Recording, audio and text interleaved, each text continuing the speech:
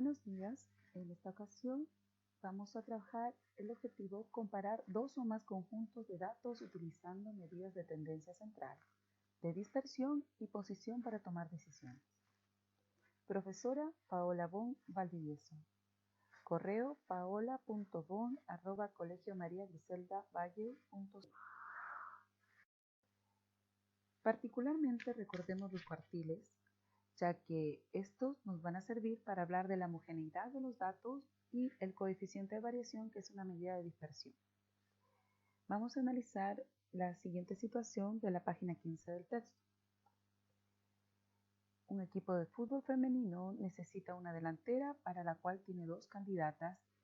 En los últimos 10 partidos del campeonato, las delanteras registraron las siguientes cantidades de goles. Navas, 1-0-3-0-4-1-0-0-0-3. Flores, 1-1-2-0-1-1-2-1-1-2. Ambos, como son 10 datos, la DT observa que ambas marcaron 12 goles en los 10 partidos. Bien, 12 partido en 10, 1,2 goles es el promedio de cada una de ellas en su rendimiento. Si nosotros fijamos estos indicadores, no nos da mayor visión de cuál podría ser la mejor jugadora. Así que vamos a ayudar a la DT a tomar una mejor decisión. Para ello vamos a calcular el rendimiento de cada jugador completando la tabla. En este caso empezaremos con la jugadora Nava. Sus datos 1, 0, 3, 0, 4, 1, 0, 0, 0, 3. Una medida de dispersión es el rango. El rango viene a ser la diferencia del dato máximo con el dato mínimo. Si observamos, el dato máximo es 4, el dato mínimo es 0. La diferencia entre ellos es 4. Hay una buena distancia entre los valores. 0 puede pasar en un partido 0 goles y en otro hasta 4 goles. Bien, los cuartiles. Cuartil 1, cuartil 2, cuartil 3. Los cuartiles son medidas de posición, ¿ya? Que también nos ayuda a tener una mejor visión, en este caso el rendimiento de la jugadora Nava. Separan en 4 grupos los datos. Cada grupo equivale a un 25%. Sin embargo, si nos fijamos en el cuartil 1 sería el 25% de los datos. Si vamos al cuartil 2, absorbe al cuartil 1 y tendríamos el 50% de los datos o la mitad de los datos, que también podría ser la mediana. Y el cuartil 3 absorbe a los otros dos anteriores, sería el 75% de los datos. ¿Cómo se hace el cálculo? Ordenamos los datos de menor a mayor de esta manera. Se puede aplicar por fórmula, ¿ya? También teniendo en cuenta si son datos pares o impares, ¿no? O también con este método calculando la mediana de los grupos. Por ejemplo, si yo quiero calcular la mediana, el cuartil 2, que equivale al 50% de los datos, ¿no? Si son 10 datos, me ubico a la mitad, ¿bien? Como es par, estamos hablando de 10 datos, sumamos los datos del centro, ¿verdad? Y los promediamos. Y aquí tengo que el 50% de los datos es menor o igual a 0,5, que viene a ser el cuartil 2. Muy bien, ahora para buscar el cuartil 1, lo observo en el 50% de los datos que están delante de la mediana. ¿Cuántos datos son? Son 5 datos. Busco la mitad de los datos. La mitad de los datos está aquí. En esta posición sería en la posición 3, pero el valor es 0. Quiere decir que el cuartil 1, que equivale al 25% de los datos, es menor o igual a 0. Hago lo mismo para calcular el cuartil 3. Busco la mediana del siguiente grupo. El siguiente grupo está en el otro 50%, ¿verdad? Que está después de la mediana. ¿Cuántos datos hay? 5. La mitad de esos datos está en la posición 3, que coincide con el valor 3. Esto quiere decir que el 75% de los datos es menor o igual a 3. hablamos del promedio, que es una medida de tendencia central, era de 1,2.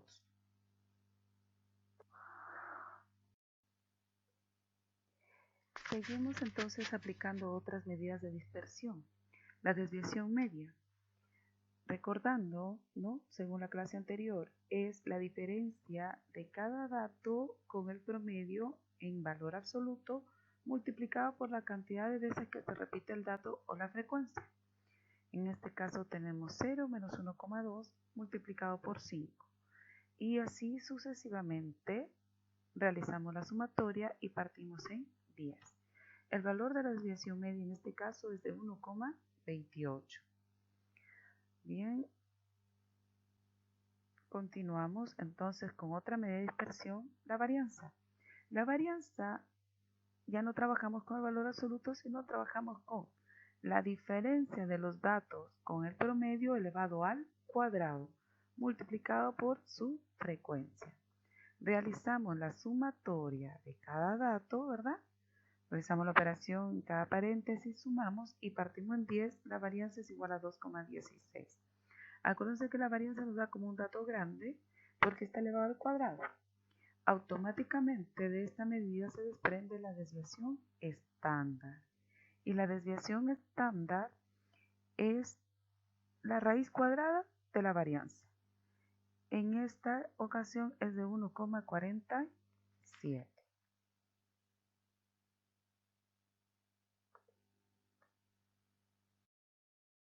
Damos la tabla y la observamos también. Haciendo lo mismo para cada jugadora, solo nos concentramos en un inicio entre Nava y Flores porque aparece aquí otro dato más, ¿no? Otra jugadora Aguilera. Pero al inicio solo Nava y Flores. Tenemos los datos, desviación media, varianza, desviación estándar son medidas de dispersión. Y las medidas de posición o cuartiles las tenemos aquí. Cuartil 1 equivale menor o igual al 25%, cuartil 2 menor o igual al 50%, cuartil 3 menor o igual al 75%. Bien. A las preguntas. ¿A cuál de las jugadoras escogerá la DT? Entre Nava y Flores. Aquí tenemos que tener bien en cuenta el concepto de medidas de dispersión. ¿Para qué nos sirve? Acordándose de eso, a mayor dispersión, a mayor desviación estándar o mayor varianza, más dispersos son los datos, más heterogéneo es el rendimiento o irregular, ¿de acuerdo? Si nosotros comparamos entre Flores y Nava, la desviación estándar 1,47 Nava, 0,36 Flores, varianza 2,16, Nava 0,36 Flores. Aplicando el concepto de medida de dispersión, podríamos decir que Flores tiene un mejor rendimiento. Y si nos vemos por las medidas de subposición o de cuartiles, en cuartil 1 con el cuartil 3 hay bastante diferencia en los datos de Nava, ¿verdad? Sin embargo, en Flores solo varía un mínimo de 1, por lo tanto su rendimiento también es más parejo. Si yo comparo entre las dos jugadoras y tengo que recomendar alguna, sería Flores, estadísticamente comprobada. Si se sabe que la delantera va a jugar pocos partidos en los que debe marcar una gran cantidad de goles, ¿a quién debería escoger? Si observamos por la cantidad de goles, observando los cuartiles, pues podría ser que en este caso nos convenga Nava, ¿verdad? Porque, claro, hay mucha variación en su rendimiento, pero puede ser más efectiva en un partido. Así que podríamos decir que va a depender con qué equipo se juegue, en qué fecha, para escoger al jugador. ¿Bien? Esa es una manera en que podemos ayudar a tomar decisiones al DT.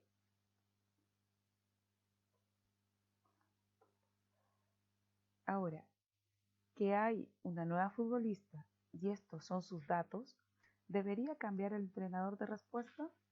A ver, si observamos a la nueva futbolista Aguilera, comparamos sus medidas de dispersión, sigo observando, habíamos determinado Flores, observamos que a comparación de Nava también son más pequeñas sus medidas, pero entre Flores y Aguilera todavía Flores es menos su varianza, menos su su desviación estándar, podríamos decir que todavía Flores tiene mejor rendimiento. Bien.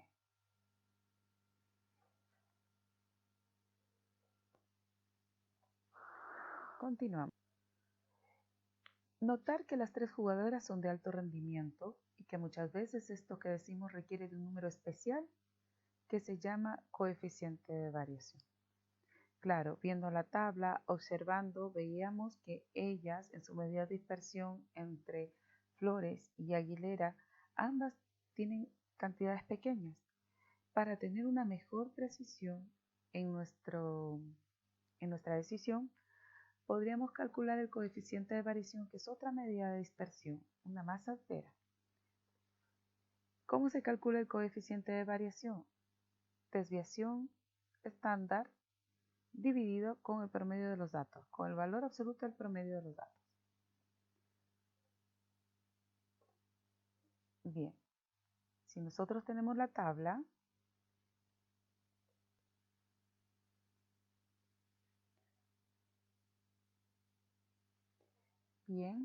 viendo la tabla, aplicando coeficiente de variación para cada futbolista, utilizando el promedio y desviación estándar de cada una de ellas, obtenemos los siguientes resultados. Y comparamos, podemos observar y responder a lo siguiente, ¿no? Que aún Flores es una de las mejores jugadoras en rendimiento. Seguido Aguilera y último sería Nava. Con estos valores se puede hacer el ranking del rendimiento de las jugadoras en 10 partidos de fútbol. Con toda seguridad podemos decir que Flores y Aguilera son jugadoras homogéneas, porque tienen